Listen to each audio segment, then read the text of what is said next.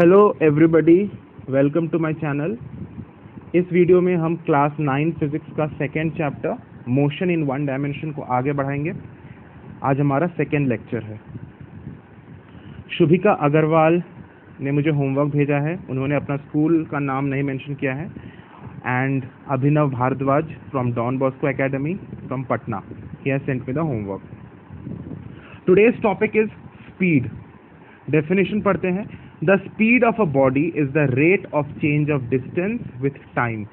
यानी टाइम के साथ साथ कोई भी बॉडी टाइम के साथ साथ अपना कितना डिस्टेंस ट्रैवल कर रहा है उसी ही हम स्पीड बोलते हैं। तो बेसिक फॉर्मूला क्या है?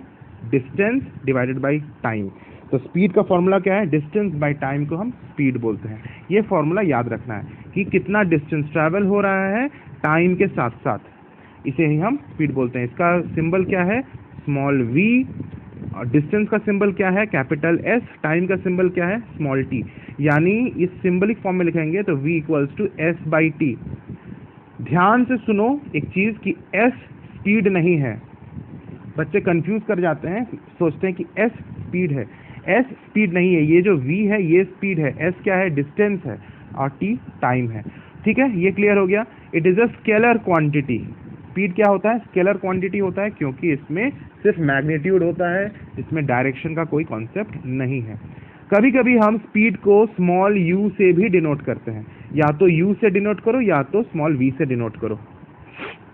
आई होप दिस इज क्लियर। अब हम SI यूनिट ऑफ स्पीड की बात करेंगे तो क्या हो जाएगा? यूनिट ऑफ स्पीड क्या होगा? SI यूनिट ऑफ स्पीड बताओ, सोचो, फॉर्मूला को देखो। ये जो फॉर्मूला है इससे ही हम निकाल सकते हैं। डिस्टेंस का स्पीड क्या है? मीटर। और नीचे क्या है? टाइम का। तो टाइम का स्पीड क्या है? सेकेंड। यानी मीटर पर सेकेंड ये हो जाएगा हमारा स्पीड का यूनिट। तो मीटर पर सेकेंड को ऐसे लिखते हैं, मीटर पर सेकेंड। उसको इस तरह से भी लिखा जाता है, मीटर और सेकेंड के ऊपर पावर में -1। तो दोनों तरीका सही है, एक्सेप्टेबल है मीटर पर सेकेंड लिखने का। तो इस चीज को याद कर लो कि मीटर पर second is the SI unit of speed. ठीक है, moving to the next topic, uniform speed. जब भी मैं टर्म बोलूं यूनिफॉर्म स्पीड या वर्ड यूनिफॉर्म, तो यूनिफॉर्म वर्ड क्या बताता है? कांस्टेंट यानी फिक्स्ड। यानी यूनिफॉर्म स्पीड मतलब कांस्टेंट स्पीड। किसी भी बॉडी का स्पीड चेंज नहीं हो रहा है, कांस्टेंट है। फॉर एग्जाम्पल से समझते हैं। मान लो ये पॉइंट A है, ये पॉइंट B है। A से B कोई बॉडी ट्रैवल कर रहा है, कोई कार है, A से B जा रहा है। अगर वो पूरे अपने मोशन के दौरान अपना स्पीड चेंज नहीं किया, यानी कांस्टेंट स्पीड से चला, तब हम बोलेंगे कि उसका स्पीड कैसा था? यूनिफॉर्म स्पीड था। तो ये कैसे होगा कि हर एक इक्वल इंटरवल ऑफ टाइम में, at every equal interval of time, उस बॉडी में इक्वल चेंज इन डिस्टेंस हो रहा है। कैसे? समझो। मान लो पहला 1 सेकेंड में जब बॉडी स्टार्ट हुआ, फर्स्ट 1 सेकेंड में उसने 10 मीटर ट्रैवल किया। फिर अगला 1 सेकेंड में वो 10 मीटर ही ट्रैवल किया। फिर तीसरा 1 सेकेंड में वो आगे का 10 मीटर ही ट्रैवल किया। मतलब हर एक इंटरवल ऑफ टाइम में वो जितना डिस्टेंस ट्रैवल कर रहा है वो सेम है। वो 10-10 मीटर करके ही हर इंटरवल ऑफ टाइम में, हर एक इक्वल इंटरवल ऑफ टाइम में आगे बढ़ रहा है। तो इस केस में हम बोलेंगे कि उसका स्पीड सेम है, स्पीड बढ़ नहीं रहा है, घट नहीं रहा है, कांस्टेंट स्पीड से वो जा रहा है, तभी वो इक्वल इंटरवल्स ऑफ टाइम में इक्वल डिस्टेंस ट्रैवल कर रहा है। ऐसा जब उसका स्पीड है, उसी स्पीड को हम बोलते हैं यूनिफॉर्म स्पीड। अब डेफिनेशन को पढ़ो, देखो समझ में आ जाएगा। A body is said to be moving with uniform speed if it covers equal distances in equal intervals of time. हर एक इक्वल इंटरवल ऑफ टाइम में वो इक्वल डिस्टेंस ट्रैवल कर रहा है। अगर वो 10-10-10 ट्रैवल कर रहा है तो हर एक सेकंड में वो 10-10-10 मीटर ट्रैवल कर रहा है। कभी ऐसा नहीं हो रहा है कि वो पहला 1 सेकंड में 10 मीटर ट्रैवल किया, फिर अगला 1 सेकंड में वो 15 मीटर आगे बढ़ गया। ऐसा नहीं हो रहा है। वो इक्वल डिस्टेंस ट्रैवल कर रहा है इक्वल इंटरवल ऑफ टाइम में। इसी को हम बोलते हैं यूनिफॉर्म स्पीड या कॉन्स्टेंट स्पीड। ठीक है, ये है different forms of speed. Basic formula speed का वही है, स्पीड का फॉर्मूला चेंज नहीं होगा। क्या है स्पीड का फॉर्मूला? Distance by time. ठीक है, ये फॉर्मूला बेसिक फॉर्मूला है। तो चाहे हम यूनिफॉर्म स्पीड की बात करें या नॉन यूनिफॉर्म स्पीड की बात करें, फॉर्मूला चेंज नहीं होगा। ना हमारा नेक्स्ट टाइप ऑफ स्पीड क्या है? नॉन यूनिफॉर्म स्पीड या वेरिएबल स्पीड। नॉन यूनिफॉर्म का मतलब, यूनिफॉर्म का मतलब क्या था? कांस्टेंट। तो नॉन यूनिफॉर्म का मतलब जो कांस्टेंट नहीं है, यानी जो वेरिएबल है, जो चेंज हो रहा है। तो डेफिनेटली एक एग्जांपल से समझते हैं कि पॉइंट ए से बी कोई गाड़ी जा रही है, कोई कार है। अब पहला 1 सेकेंड में उसने मान लो 10 मीटर ट्रैवल किया, फिर अगला 1 सेकेंड में 10 वो कितना ट्रैवल किया, 15 मीटर आगे बढ़ गया, फिर वो तीसरा 1 सेकेंड में मान लो 5 मीटर ही आगे बढ़ा। तो इस केस में क्या हो रहा है कि इक्वल इंटरवल्स ऑफ टाइम में, टाइम का तो इंटरवल हमने इक्वल लिया, एक सेकेंड का लिया, तो हर एक इक्वल इंटरवल ऑफ टाइम में इक्वल चेंज इन डिस्टेंस नहीं हो रहा है, अनइक्वल डिस्टेंस ट्रैवल कर रहा है। कभी 10 मीटर आगे बढ़ा, फिर 15 मीटर, फिर 5 मीटर, मतलब कि पहले स्पीड बढ़ा, यहाँ 10 से 15 स्पीड बढ़ा, फिर 15 से 5 इसका स्पीड घट गया, तो उसने कम डिस्टेंस ट्रैवल किया। तो इस तरह का जब मोशन होता है बॉडी में, तब हम कहेंगे कि बॉडी में कैसा स्पीड है, नॉन यूनिफॉर्म स्पीड या वेरिएबल स्पीड। डेफिनेशन पढ़ते हैं, a body is said to be moving with non uniform और variable speed if it covers unequal distances in equal intervals of time। ठीक है, आई होप पिक्चर क्लियर है। आगे बढ़ते हैं, नेक्स्ट है इंस्टेंटेनियस स्पीड। इंस्टेंट जो वर्ड है, इंस्टेंट का मतलब होता है very short amount of time, short period of time. तो जैसे फॉर एग्जाम्पल लेते हैं 0.001 सेकेंड, तो ये जो टाइम इंटरवल है ये बहुत छोटा इंटरवल ऑफ टाइम है, तो इसे हम इंस्टेंट बोल सकते हैं। इंस्टेंट का मतलब ही होता है कि बहुत छोटा इंटरवल ऑफ टाइम, कोई फिक्स्ड वैल्यू नहीं है कि कितना टाइम को हम इंस्टेंट बोलेंगे, लेकिन एक एजम्पशन से हम उसे बोल सकते हैं कि 0.0001 second is a very small amount of time, it can be treated as an instant of time. तो इतना स्मॉल अमाउंट ऑफ टाइम में बॉडी का जो स्पीड होगा, उस स्पीड को हम बोलेंगे इंस्टेंटेनियस स्पीड। तो स्पीड का जो बेसिक डेफिनेशन है वो क्या है, डिस्टेंस बाय टाइम, वो तो चेंज नहीं हो रहा है। तो इंस्टेंटेनियस स्पीड का डेफिनेशन भी देखो, ऊपर में क्या है डिस्टेंस, नीचे क्या है टाइम। लेकिन डिस्टेंस कैसा distance, distance travelled in a short interval of time divided by that time interval. यानी अगर मान लो कि 0.0001 सेकेंड में बॉडी 2 मीटर ट्रैवल किया, ठीक है, तो ये जो 2 मीटर है ये डिस्टेंस ट्रैवल हुआ, तो ये ऊपर में 2 मीटर्स लिखेंगे और नीचे हम क्या लिखेंगे, वो शॉर्ट इंटरवल ऑफ टाइम जिस समय वो 2 मीटर ट्रैवल किया, जिस पीरियड में उसने 2 मीटर ट्रैवल किया, यानी डिवाइडेड बाय 0.001 सेकेंड। तो ये जो होगा वैल्यू, ये हमारा जो स्पीड का वैल्यू आएगा, ये इंस्टेंटेनियस स्पीड होगा, यानी उतना स्मॉल पीरियड ऑफ टाइम में उसका जो स्पीड था उस समय, वो है उसका इंस्टेंटेनियस स्पीड। तो इसका डेफिनेशन पढ़ते हैं यहाँ पे, देखो क्या है, द रेशियो, यहाँ से देखो रेशियो से, the ratio of the distance travelled in a very short time interval to the time interval, this speed is called instantaneous speed. I hope ये क्लियर है। ये जितने भी तरह के स्पीड्स हैं, variable speed, non variable speed या non uniform speed या फिर यूनिफॉर्म स्पीड या फिर इंस्टेंटेनियस स्पीड, सबका बेसिक फॉर्मूला क्या है, डिस्टेंस बाय टाइम। और इन सभी का यूनिट क्या है, मीटर पर सेकेंड, जो ऐसा यूनिट है स्पीड का, ठीक है, वही इन सभी का, क्योंकि ये सब स्पीड ही है ना, तो इसका तो ऐसा यूनिट चेंज नहीं होगा, मीटर पर सेकेंड ही रहेगा। नेक्स्ट टाइप ऑफ स्पीड क्या पढ़ेंगे, वो है एवरेज स्पीड। एवरेज स्पीड का फॉर्मूला देखो क्या लिखा हुआ है, average speed is equal to total distance travelled by total time taken. तुम बोलोगे सर इसमें डिफरेंस क्या है, आपने पढ़ाया स्पीड का जो फॉर्मूला डिस्टेंस बाय, डिस्टेंस को एस से लिखते हैं ना, डिस्टेंस बाय टाइम, स्पीड का फॉर्मूला डिस्टेंस बाय टाइम। अब एवरेज स्पीड का भी है total distance by total time, तो दोनों में तो कुछ खास फर्क मुझे नजर नहीं आ रहा है। तुम तो मुझे ये बोलोगे, बिल्कुल सही बात है, दोनों में कुछ खास फर्क नहीं है, लेकिन फर्क तब नजर आएगा जब हम नॉन यूनिफॉर्म स्पीड का बात करेंगे। अगर बॉडी यूनिफॉर्म स्पीड से मूव कर रहा है तो दोनों में कोई फर्क नहीं है, स्पीड और एवरेज स्पीड में कोई फर्क नहीं है। लेकिन अगर बॉडी नॉन यूनिफॉर्म मोशन में, नॉन यूनिफॉर्म स्पीड से ट्रैवल कर रहा है, तो उसका एवरेज स्पीड का वैल्यू, उसका एवरेज स्पीड का कॉन्सेप्ट इंपॉर्टेंट है। फॉर एग्जांपल समझो, पॉइंट ए से पॉइंट बी कोई बॉडी मूव कर रहा है, ठीक है, कोई गाड़ी है मूव कर रहा है पॉइंट ए से पॉइंट बी, तो मान लो कि ये यूनिफॉर्म स्पीड से मूव कर रहा है, उसका स्पीड सेम है, वो equal distance in equal intervals of time move कर रहा है और उसका स्पीड है मान लो 80 किलोमीटर पर आवर, ठीक है। तो इस केस में इसका जो एवरेज स्पीड है उसका भी वैल्यू 80 किलोमीटर पर आवर होगा।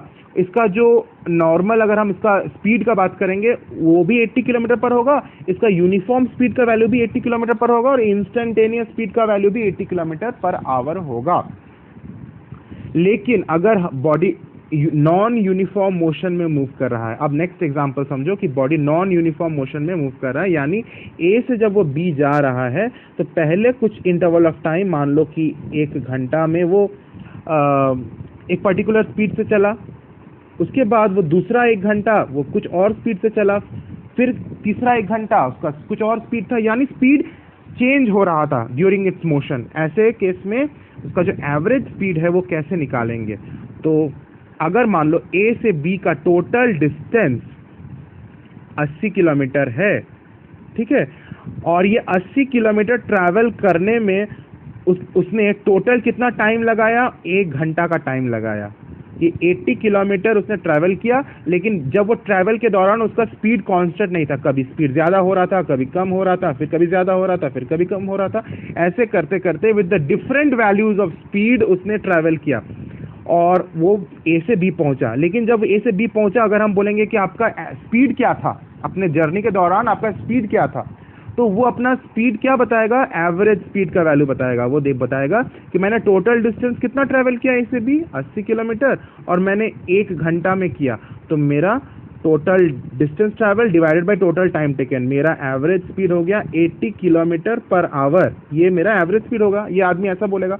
लेकिन इसके जर्नी के दौरान देखेंगे कि कभी उसका वैल्यू 80 था, कभी 85 भी था, कभी 75 भी था, कभी कुछ और था, कम ज़्यादा होते होते आया है। Through out equal value, constant value उसका जर्नी में नहीं था। 80 किलोमीटर पर आवर का स्पीड से थ्रू आउट वो ट्रैवल नहीं किया, लेकिन उसका एवरेज स्पीड क्या है? 80 किलोमीटर पर आवर, जिसका कैसे हमने कैलकुलेट किया?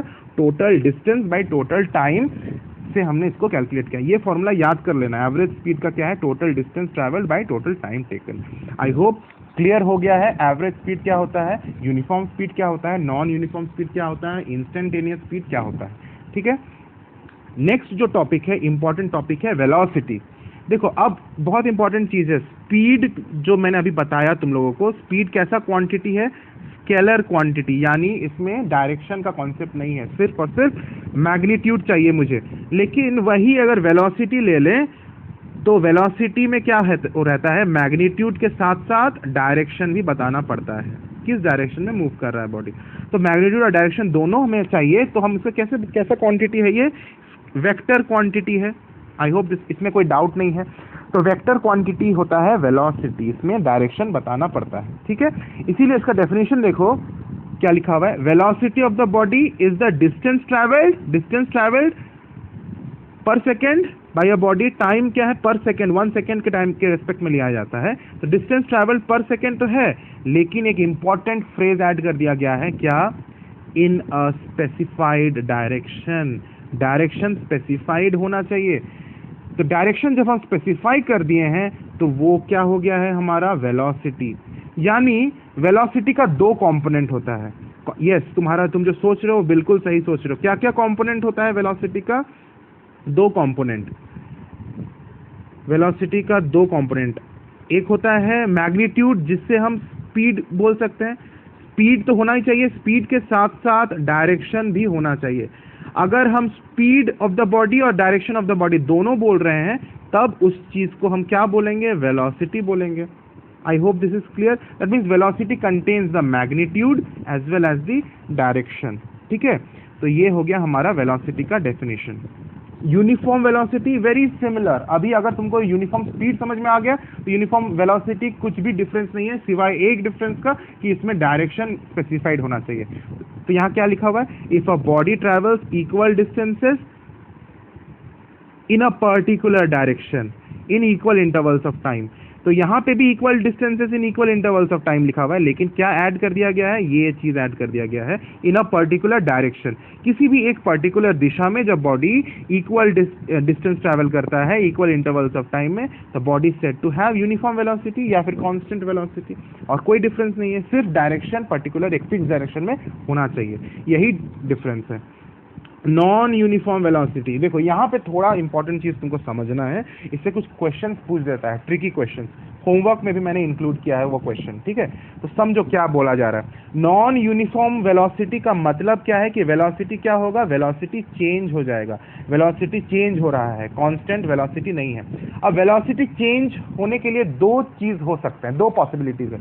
मान लो वेलोसिटी को चेंज कराना है, तो वेलोसिटी चेंज होने के लिए वेलोसिटी का दो कंपोनेंट क्या है, एक है स्पीड, दूसरा कंपोनेंट क्या है, डायरेक्शन।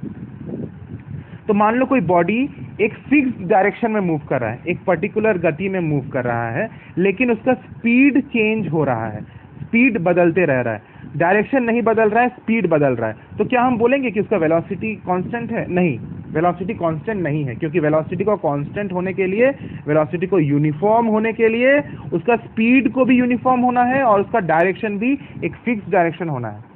तभी हम बोलेंगे कि बॉडी का वेलोसिटी फिक्स्ड है, बॉडी का वेलोसिटी कांस्टेंट है या यूनिफॉर्म है।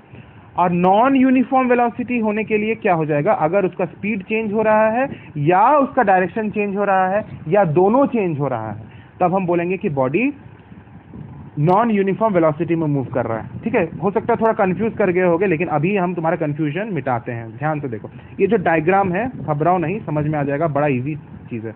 ये जो डायग्राम है, ये जो डायग्राम है, इस डायग्राम में एक बॉडी सर्कुलर मोशन में मूव कर रहा है। कौन सा मोशन में? सर्कुलर मोशन में, गोल गोल गोल ऐसे घूम रहा है, ठीक है। अब ये इमेजिन करो कि इसका स्पीड सेम है। क्या क्या कांस्टेंट है इसका? स्पीड कांस्टेंट है। इमेजिन करो कि ये for example 40 kilometre per hour के स्पीड से घूम रहा है, इसका स्पीड कांस्टेंट है, 40 किलोमीटर पर आवर के स्पीड से ये घूम रहा है, तो इसका स्पीड तो कांस्टेंट है, स्पीड तो चेंज नहीं हो रहा है, तब हम क्या बोलेंगे? यूनिफॉर्म स्पीड से मूव कर रहा है। लेकिन क्या ये यूनिफॉर्म वेलोसिटी से मूव कर रहा है? नहीं। क्यों? क्योंकि स्पीड कांस्टेंट रहने के बावजूद इसका डायरेक्शन कांस्टेंट नहीं है, हर एक पॉइंट पर इसका डायरेक्शन चेंज हो रहा है। जब ये पॉइंट ए पर है, ये बॉडी देखो, उसका डायरेक्शन ऊपर की तरफ है। जब पॉइंट बी पर है, उसका डायरेक्शन लेफ्ट वर्ड्स है। जब सी के तरफ है, उसका डायरेक्शन डाउनवर्ड्स है। जब पॉइंट डी पर आया, उसका डायरेक्शन राइट वर्ड्स है। यानी at every point its direction is changing. तो डायरेक्शन चेंज हो रहा है, डायरेक्शन फिक्स्ड नहीं है। तो स्पीड फिक्स्ड रहने के बावजूद अगर डायरेक्शन फिक्स नहीं है, तब हम बोलेंगे वेलोसिटी भी फिक्स्ड नहीं है, वेलोसिटी चेंज हो रहा है, यानी वेलोसिटी नॉन यूनिफॉर्म है। ठीक है, समझ में आया ये चीज? तो ये संभव है कि बॉडी में यूनिफॉर्म स्पीड रहने के बावजूद body non uniform velocity exhibit कर रहा है।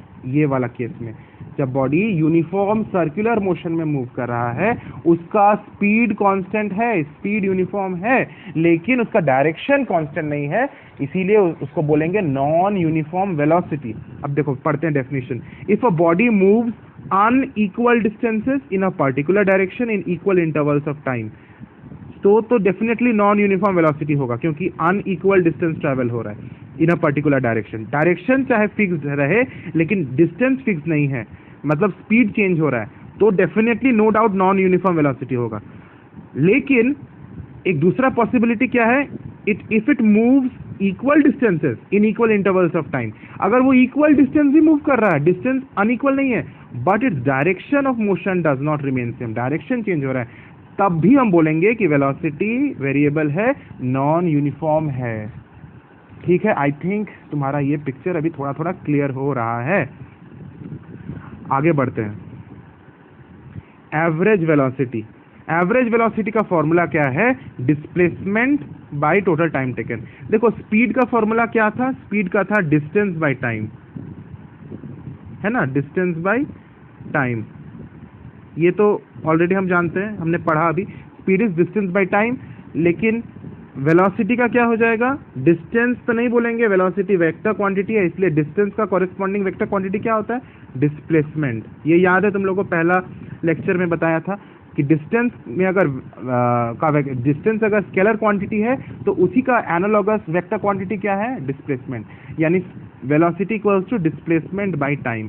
तो हमारा जब एवरेज वेलोसिटी की बात करेंगे तो displacement in the body by total time taken से हम क्या निकाल सकते हैं? Average velocity. तो it is the if the velocity of the body in a particular direction changes with time, the ratio of displacement to time taken in the journey gives the average velocity. Now here we have the differences between speed and velocity, which is very very important. पहला point definition है, बहुत simple है. The distance travelled per second by a moving object is called speed. कितना distance travel हुआ हर एक second में, उसे हम स्पीड बोलते हैं. वेलोसिटी क्या हो गया? Distance travelled per second but in a particular direction. ये चीज ऐड हो गया एक पर्टिकुलर डायरेक्शन में, उसे हम वेलोसिटी बोलते हैं. Speed is a scalar quantity, velocity is a vector quantity. No doubt. Third point क्या है? Speed is always taken positive since direction is not taken into consideration. याद करो पहला लेक्चर जिसमें मैं बताया था कि डिस्टेंस हमेशा पॉजिटिव होता है, लेकिन डिस्प्लेसमेंट पॉजिटिव भी हो सकता है, नेगेटिव भी हो सकता है. याद करो मैं बताया था डिस्प्लेसमेंट पॉजिटिव भी हो सकता है, नेगेटिव भी हो सकता है. तो ये पॉजिटिव और नेगेटिव क्या है? डायरेक्शन है. ठीक है, ये चीज़ तो मैं बताया था कि डायरेक्शन बताने के लिए, इंडिकेट करने के लिए हम प्लस और माइनस का सिंबल लेते हैं. अगर मान लो वो राइट वर्ड्स मूव कर रहा है तो हम उसको प्लस साइन से लिए, और अगर लेफ्ट वर्ड्स मूव कर रहा है तो उसको हम नेगेटिव माइनस साइन से लिए. तो डायरेक्शन का कॉन्सेप्ट बहुत ज़रूरी है डिस्प्लेसमेंट को एक्सप्रेस करने के लिए, इसीलिए डिस्प्लेसमेंट पॉजिटिव चाहे नेगेटिव हो सकता है. अब वेलोसिटी भी पॉजिटिव चाहे नेगेटिव हो सकता है. क्यों? क्योंकि वेलोसिटी मतलब डिस्प्लेसमेंट बाय टाइम. तो अगर डिस्प्लेसमेंट पॉजिटिव नेगेटिव हो सकता है तो वेलोसिटी भी पॉजिटिव और नेगेटिव हो सकता है. ठीक है, वेलोसिटी को इंडिकेट किस सिंबल से हम करेंगे? v लिखकर ऊपर में एक एरो डाल देंगे, ये होता है वेलोसिटी. और स्पीड को सिर्फ हम v लिखेंगे. और स्पीड का फॉर्मूला में क्या होता है? Distance by time. तो डिस्टेंस तो हमेशा पॉजिटिव होता है, वो कभी नेगेटिव हो नहीं सकता है, इसलिए स्पीड भी हमेशा पॉजिटिव होगा, क्योंकि इसमें डायरेक्शन का कॉन्सेप्ट नहीं है. इसलिए पॉइंट 3 देखो क्या लिखा हुआ है वेलोसिटी में. वेलोसिटी कैन बी पॉजिटिव और negative depending upon the direction of motion. अगर हम फॉर एग्जाम्पल कि अगर हम बॉडी राइटवर्ड मूव कर रहा है और उस समय उसका स्पीड हम बता रहे हैं, तो हम उसको प्लस साइन में ले रहे हैं. मान लो वो 30 किलोमीटर पर आवर के स्पीड से जा रहा है राइटवर्ड, तो हम बोलेंगे plus 30 kilometre per hour is the velocity of the body. और अगर बॉडी ऑपोजिट डायरेक्शन में मूव कर रहा है, मान लो ऑपोजिट डायरेक्शन में मूव कर रहा है, उसका स्पीड है 20 किलोमीटर पर आवर, तब हम उसका वेलोसिटी को कैसे एक्सप्रेस करेंगे? -20 किलोमीटर पर आवर. या माइनस साइन बता रहा है कि अब ये लेफ्ट वर्ड्स मूव कर रहा है with the speed of 20 kilometer per second, and this entire thing is the velocity of the body. I think clear हो रहा है तुमको. Fourth point क्या है? After one round in a circular path, the average speed is not zero. बड़ा simple point है, बड़ा simple चीज़ है. अगर एक सर्कुलर पाथ में एक राउंड लगा लिया कोई बॉडी, तो इसका डिस्टेंस कितना ट्रैवल किया? क्या इसका डिस्टेंस जीरो है? बिल्कुल नहीं, डिस्टेंस जीरो नहीं है, लेकिन डिस्प्लेसमेंट जीरो है.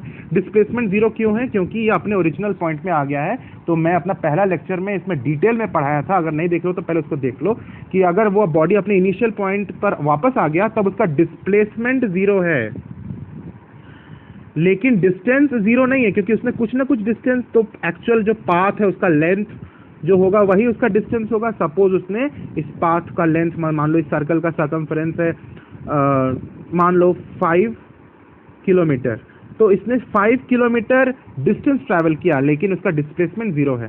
तो एक राउंड कंप्लीट करने के बाद अगर हम उसका एवरेज स्पीड निकालेंगे तो वो नॉट जीरो आएगा, क्योंकि स्पीड का वैल्यू क्या होता है? स्पीड का फॉर्मूला होता है डिस्टेंस बाय टाइम.